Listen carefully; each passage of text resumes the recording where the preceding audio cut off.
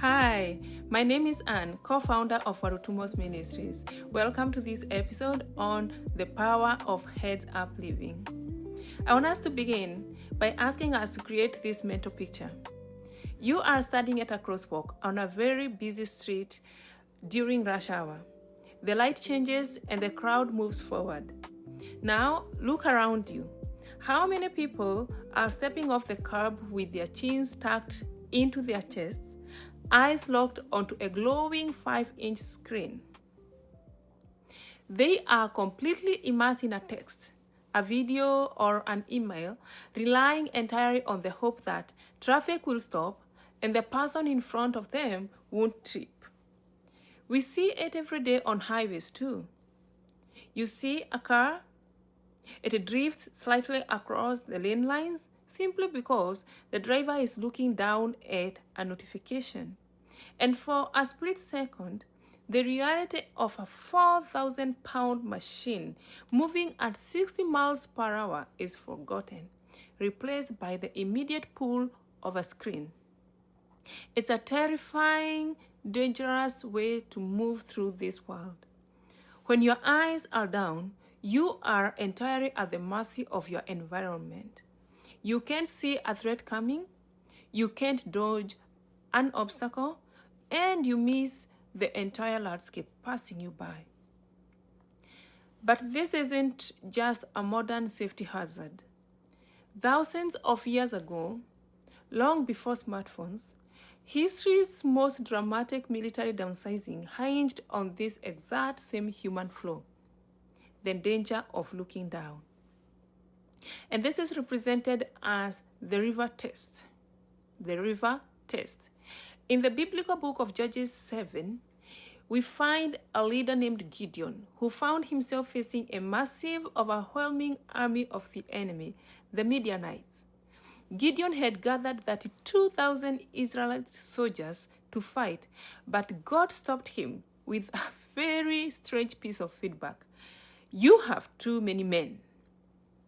God explained that if a massive army won that battle, they would brag that they saved themselves through their own sheer strength. And God, He wanted to prove that victory comes from God. Victory comes from divine power, not necessarily numbers. And so, God began weeding them out. First, anyone who was secretly terrified was sent home. Understandable. That cut the army down to 10,000. But then 10,000 was still too many. To make that final selection, God told Gideon to take the men down to a river to drink and to watch how they refreshed themselves with the water. As the thirsty soldiers reached the water, the army instantly split into two groups based on their posture. The first group had 9,700 men, whom we are calling the heads down group. These were the vast majority of the men who dropped to their knees, lowered their faces all the way to the water surface, and drank directly from the stream.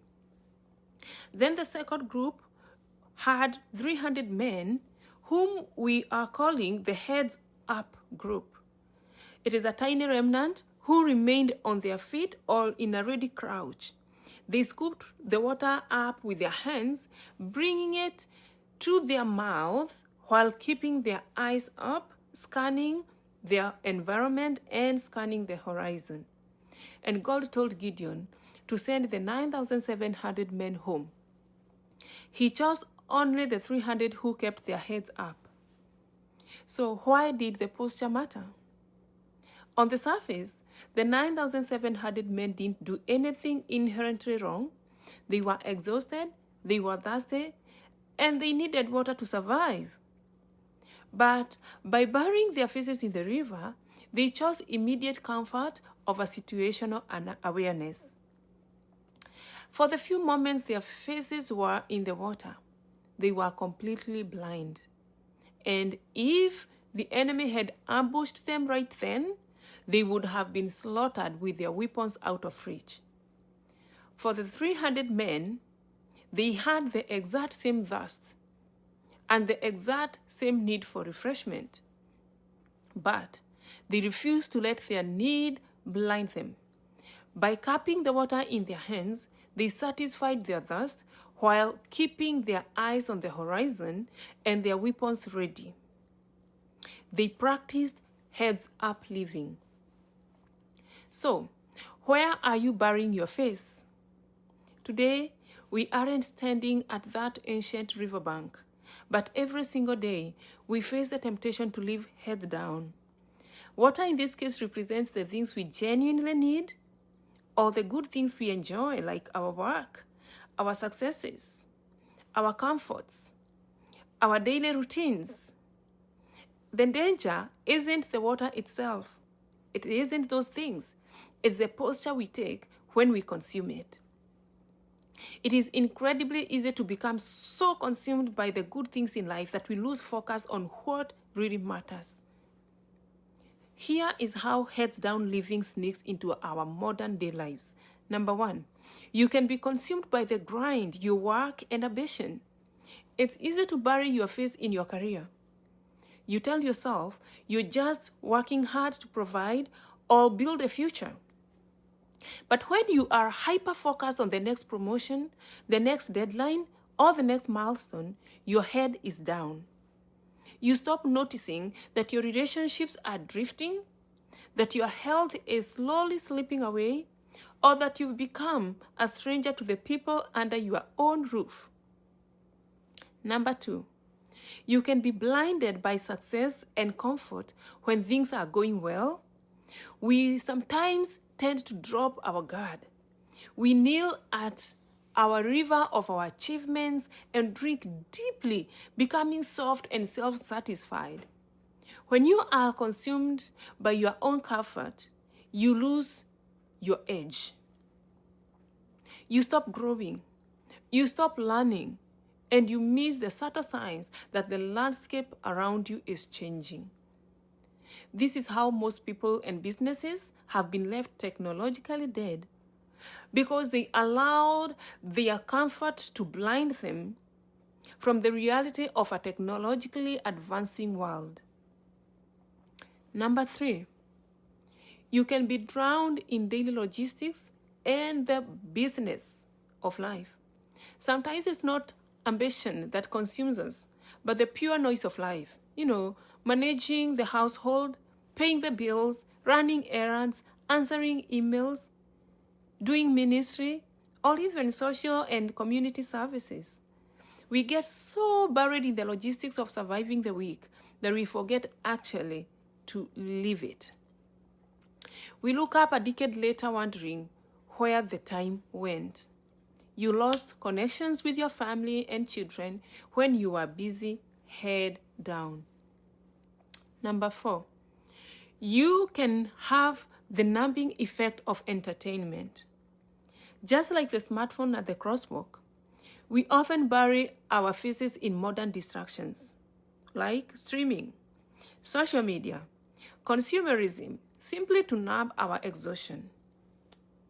While we are deeply immersed in our screens, we miss the real, beautiful, and sometimes very urgent moments that are happening right in front of us. Like your child saying their first words, or when they are taking their first steps, or even when they are falling in love. Number 5, you can be blind to your own physical breakdown. When you live with your head down in the grind and all the chaos of this world, you become completely detached from your own body. So many people ignore the subtle warning signs of failing physical health and failing physical strength. Chronic exhaustion, unmanaged stress. You ignore the whispers from a body that is begging for a break.